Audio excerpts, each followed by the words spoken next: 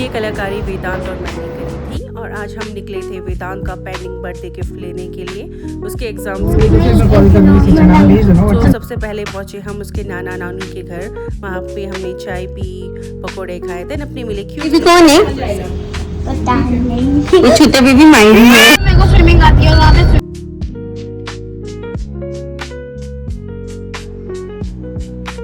यहाँ इतने cute toys थे। हमने वेदांत का गिफ्ट लिया, पैक किया। उसके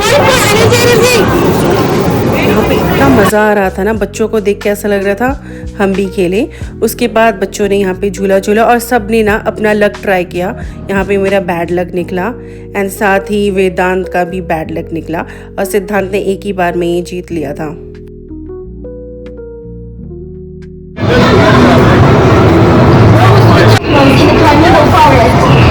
कुछ बहुत थक चुके हैं, अब हम आ रहे हैं सिद्धू की फेवरेट जगह।